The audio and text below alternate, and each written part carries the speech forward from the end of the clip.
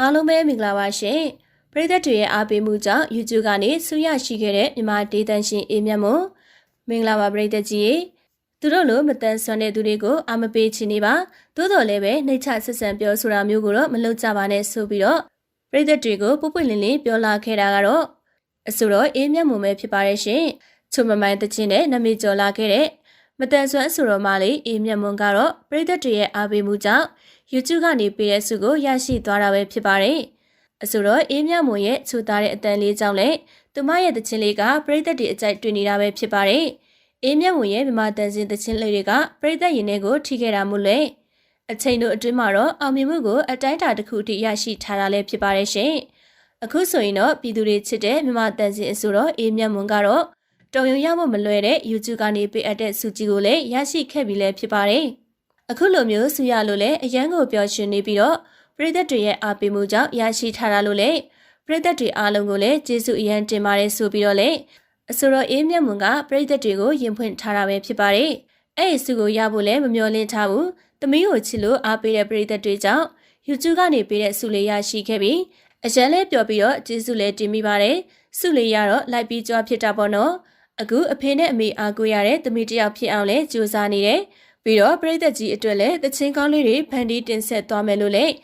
သူမကိုချစ်တဲ့ပရိသတ်ကြီးကိုဂတိပေးပြောကြားထားပါသေးတယ်။ပြန်ပြောပြဖို့တော်တော်လေးကိုခက်ခဲခဲ့တဲ့အခက်အခဲပေါင်းများများစွာကိုရင်ဆိုင်ကြောဖြတ်ပြီးတော့မှပဲအခုလိုမျိုး YouTube ကနေပေးတဲ့စေဘအဝတ်စုကိုရရှိခဲ့တာလို့လည်းအဆိုတော်အေးမြတ်မွန်ကပြောဆိုထားပါတယ်ရှင်။ပွဲဒီမှာဆိုရင်တော့ချုံမမိုင်းတချင်းကိုအများဆုံးတောင်းဆိုကြတဲ့အခုပရိသတ်တွေကိုအကောင်းဆုံးနေပဲချက်ပြခြင်းနဲ့ပရိသတ်တွေကအားပေးတယ်တချင်းဆိုပြီးတော့စင်မောကဆင်းလာပြီးဆိုရင်လည်းပရိသတ်တွေကအရင်အားပေးတယ်ပွဲဒီမှာတချင်းဆိုရင်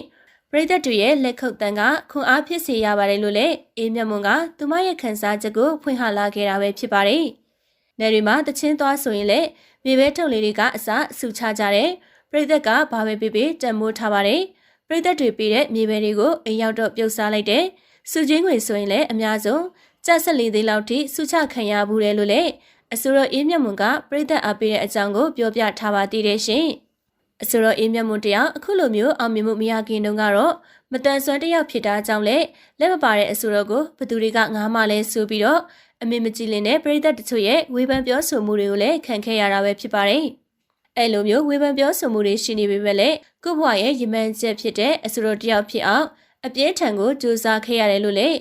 အဆိုတော်အေးမြတ်မွန်ကသူမရဲ့ကြိုးစားခဲ့ရတဲ့ဖြစ်စဉ်တွေကိုလည်းယူယူတတနဲ့ဖွင့်ဟထားပါသေးတယ်ရှင်။အေးမြတ်မွန်ကတချို့သောပြန်ဆိုတေးတွေကိုတီးဆိုဖျော်ပြနေသလိုကိုပိုင်တန်စင်တေးသချင်းတွေကိုလည်းတီးဆိုနေတဲ့မြန်မာတန်စင်အဆိုတော်တူပဲဖြစ်ပါတယ်။ပြန်ဆိုတေးတွေကိုတီးဆိုတဲ့အခါမှာတော့အကောင်းဆုံးပြန်လဲတီးဆိုထားပါတယ်။မကောင်းမှလည်းဆိုရင်လည်းပြိတ္တရင်နဲ့မရောက်မှလည်းကြောက်မိတာပေါ့နော်။အရှိမအောင်မြင်ပြီးသားမို့အရင်လဲတာဝန်ကြီးပါတယ်လို့လည်းပြန်ဆိုတေးတွေနဲ့ပတ်သက်ပြီးတော့လည်းအဆိုတော်အေးမြတ်မွန်ကပွင့်လင်းစွာနဲ့ပြောဆိုထားတာပဲဖြစ်ပါတယ်ရှင်။အဆိုတော်အေးမြတ်မွန်လိုပဲနာမည်ကြီးပြီးတော့ပရိသတ်တွေချစ်ကြတဲ့မတန်ဆွမ်းအဆိုတော်ပိုင်သက်ကျော်ကလည်းအေးမြတ်မွန်ကတက်သစ္စာအဆိုတော်ဆိုပေမဲ့အနုပညာဝန်စာပြီးပြီးတော့တော်တဲ့သူပါ။ကျွန်တော်ရဲ့နှစ်ပေါင်း20ကျော်အနုပညာတက်တန်ကနေရတဲ့အတွေ့အကြုံတွေကိုသူ့ကိုဝေမျှပေးသလိုတွေ့တိုင်းကိုအားပေးဖြစ်တယ်လို့လည်းပြောကြားထားတာပဲဖြစ်ပါတယ်။